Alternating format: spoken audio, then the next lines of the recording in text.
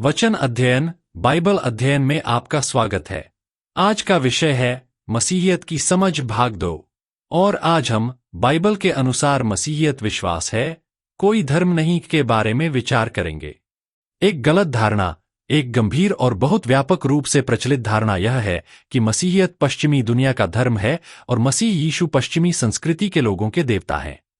लेकिन बाइबल और ऐतिहासिक तथ्य इस गलत धारणा के पूर्णतः विपरीत हैं और स्पष्ट रूप से इससे भिन्न हैं। बाइबल के दृष्टिकोण से देखा जाए तो प्रभु यीशु मसीह किसी विशेष भौगोलिक क्षेत्र या किसी विशेष समूह के लिए नहीं, बल्कि पूरे संसार तथा समस्त मानव जाति के लिए आए थे और अपने आरंभ से ही मसीहियत का दृष्टिकोण विश्वव्यापी रहा है। मसीहियत का जन्म एशिया के एक क्षेत्र मध्य पूर्व में स्थित इस्राएल देश में हुआ था। अपने आरंभ से ही मसीहियत कभी भी एक धर्म बनने के लिए नहीं था और आज भी बाइबल आधारित वास्तविक मसीहियत एक धर्म नहीं है। बाइबल आधारित सच्ची मसीहियत सदैव एक जीवन जीने का तरीका रही है और सदा यही रहेगी, एक ऐसा जीवन जो प्रभु यीशु मसीह का शिष्य बनकर सभी बातों में उनके प्रति समर्पण और आज्ञाकारिता में जिया जाए। एक त्रासदी, वास्तव में जब हम मसीहियत की बाइबल आधारित अवधारणाओं का अध्ययन करते हैं तो यह स्पष्ट हो जाता है कि बाइबल आधारित सच्ची मसीहियत कभी भी एक धर्म हो ही नहीं सकती है। मसीहियत के साथ जो भयानक त्रासदी हुई है वह यह है कि इसे संसार के एक और धर्म के रूप में देखा, स्वीकार और व्यवहार किया गया है। यह न केवल भयानक है बल्कि एक त्रासदी भी है, क्योंकि इसे एक धर्म के रूप में लेने और मानने से मसीहियत निष्फल और मानवजाति के लिए परमेश्वर द्वारा निर्धारित उद्देश्य को पूरा करने में अक्षम हो गई है। एक व्यक्तिगत स्वैच्छिक विश्वास। परमेश्वर की योजना यह है कि मसीहियत संपूर्ण मानवजाति के लिए पूरी तरह स्वैच्छिक और व्यक्तिगत आधार पर उपलब्ध और अपनाई जाने वाली हो। यह स्वैच्छिक स्वीकृति मसीह यीशु पर विश्वास करने के द्वारा और उन्हें अपने प्रभु और उद्धारकर्ता के रूप में स्वीकार करने के द्वारा होती है, जिसके परिणामस्वरूप परमेश्वर के अनुग्रह से पापों की क्षमा प्राप्त होती है। पापों की क्षमा हो जाने के साथ पापी मनुष्य का परमेश्वर के साथ मेल मिलाप हो जाता है और फिर साथ ही वह परमेश्वर की नया जन्म पाई हुई संतान के रूप में परमेश्वर से अनंत जीवन और अनंतकालीन स्वर्गीय निवास एवं संगति भी प्राप्त करता है। परमेश्वर की संतान होने का यह दर्जा कोई व्यक्ति अपने किसी भी प्रयास से या किसी भी आधार पर प्राप्त नहीं कर सकता है। यह केवल व्यक्तिगत रूप से परमेश्वर द्वारा उसे उपहार स्वरूप प्रदान किया जाता है। परमेश्वर द्वारा प्रदान किए गए इस उपहार को कोई भी व्यक्ति न तो किसी भी अन्य को और न ही आनुवंशिक रूप से अपनी संतान को दे सकता है और न ही इसे पारिवारिक गुण के रूप में विरासत के समान दिया जा सकता है। परमेश्वर का समाधान, यह उपहार के रूप में दिया जाने वाला दर्जा इसलिए संभव हुआ क्योंकि प्रभु यीशु मसीह ने समस्त मानवजाति के पापों को अपने ऊपर ले लिया, उनके दंड को सहन करके अपने बलिदानी मृत्यु के माध्यम से प्रत्येक के व्यक्तिगत पापों के लिए क्रूस पर उनका मूल्य चुकाया और फिर तीसरे दिन मृतकों में से जी उठे। क्योंकि हर किसी के सभी पापों का दंड मसीह यीशु ने पूरी तरह चुका दिया है, इसलिए अब किसी को भी अपने किसी भी प्रकार के प्रयासों के द्वारा इस दंड से बचने के लिए कार्य करने या संघर्ष करने की आवश्यकता नहीं है। इसके बजाय अब हर किसी को मसीह के क्रूस पर बलिदान और प्रायश्चित के कार्य को स्वेच्छा से स्वीकार करने और उनके प्रति समर्पित होने का निमंत्रण दिया गया है। इस साधारण विश्वास के माध्यम से स्वीकृति और समर्पण के द्वारा लोग अपने पापों के परिणामों से मुक्त हो जाते हैं। मसीह यीशु में विश्वास लाने के द्वारा यह क्षमा किसी के भी और सभी प्रकार के पापों के लिए है, चाहे वे कितने भी हों या कितने ही जघन्य क्यों न हों। समाधान के परिणाम, पापों की इस क्षमा और परमेश्वर के साथ मेल को मानवजाति के लिए पूरी तरह मुफ्त उपलब्ध कराया गया है।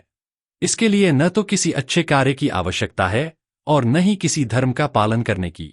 यह केवल और केवल परमेश्वर के अनुग्रह के द्वारा संभव है। यह पापों की क्षमा और परमेश्वर के साथ मेल उसी क्षण से प्रभावी हो जाती है जब व्यक्ति परमेश्वर से पापों की क्षमा को उपहार के रूप में स्वेच्छा से स्वीकार करता है। यह व्यक्ति द्वारा अपने पापों के लिए पश्चाताप, प्रभु यीशु मसीह में विश्वास लाने और अपने जीवन को उनके प्रभुत्व को समर्पित करने के माध्यम से होती है। शैतान द्वारा भ्रम। यही कारण है कि मसीहियत को अप्रभावी बनाने के लिए शैतान अपनी दुष्ट योजनाओं और धोखेबाज तरीकों के माध्यम से लगातार प्रयास करता रहता है कि मसीहियत को दुनिया के सामने एक धर्म के रूप में प्रस्तुत किया जाए। शैतान भली भांति जानता है कि जैसे ही भोले भाले मनुष्य उसकी इस चाल को स्वीकार करके मसीहियत को एक विश्वास और जीवन शैली के रूप में देखने और अपनाने की बजाय उसे एक धर्म के रूप में देखने और मानने लगते हैं, उसी क्षण से वे एक व्यर्थ और निष्फल बात के निर्वाह करते रहने में फंस जाते हैं। मनुष्य शैतान के इस धोखे में आकर धर्म की व्यर्थता के विभिन्न मानव निर्मित नियमों और विधि विधानों को पूरा करने में अपनी सामर्थ्य और जीवन को व्यय करने लगते हैं। लोग श्रद्धापूर्वक इस भ्रांति में बने रहते हैं कि वे परमेश्वर के लिए काम कर रहे हैं और उन्हें प्रसन्न कर रहे हैं, जबकि वास्तविकता यही है कि वे शैतान के चंगुल और नियंत्रण में फंसे हुए अनंत विनाश की ओर बढ़ते जा रहे हैं। अंधापन बड़ी निष्ठा से धर्म का पालन करते हुए अपने कार्यों द्वारा परमेश्वर को स्वीकार्य धार्मिकता के स्तर को प्राप्त करने के व्यर्थ प्रयास में लिप्त रहने के कारण मनुष्य यह नहीं देख पाता है कि परमेश्वर ने उसके लिए पहले से ही महिमा में योजना बनाई, तैयार की और उपलब्ध की हुई है, ऐसी योजना जो किसी भी धर्म के कैसे भी निर्वाह से बिल्कुल अलग है। धर्म के निर्वाह के उन्माद के अंधेपन के कारण वे पूरी तरह से यह देखने, समझने और स्वीकार करने में असफल रहते हैं कि परमेश्वर ने उन्हें जो उद्धार प्रदान किया है वह किसी भी प्रकार के कार्यों के द्वारा नहीं बल्कि केवल अनुग्रह और विश्वास के द्वारा ही उपलब्ध है। इस प्रकार उनकी प्रतीत होने वाली धार्मिकता के बावजूद परमेश्वर की योजना और विधि को स्वीकार करने के स्थान पर मनुष्यों द्वारा बनाई योजनाओं और तरीकों के निर्वाह में लिप्त रहने के कारण मसीही धर्म के अनुयायी और समर्थक अपने पापों में शैतान की पकड़ में बने रहते हैं और इसलिए अंततः शैतानी ताकतों के साथ वे भी अनंत काल के विनाश में चले जाएंगे।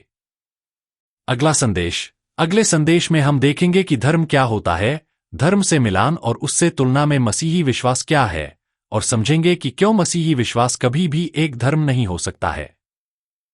हमारे साथ बने रहने और मसीहियत कोई धर्म नहीं वरन एक विश्वास के बारे में सुनने के लिए आपका बहुत धन्यवाद। आगे विषयों पर आधारित संदेशों में हम विस्तार से देखेंगे कि परमेश्वर का वचन बाइबल इसके बारे में क्या शिक्षा देती है। कृपया अगले वचन अध्ययन बाइबल अध्ययन में भी अवश्य सम्मिलित हों। हम आपकी टिप्पणियों का स्वागत करते हैं। आप इस विषय पर अपने प्रश्न भी पूछ सकते हैं और समय की उपलब्धता के अनुसार हम अवश्य ही उनका यथासंभव उत्तर बाइबल के आधार पर देने का प्रयास करेंगे। यदि अध्ययन संदेश आपको पसंद आया है तो अवश्य ही इसका लिंक औरों के साथ भी साझा करें और इस चैनल को लाइक तथा सब्सक्राइब जरूर करें। परमेश्वर आपके साथ हो और आशीष दे।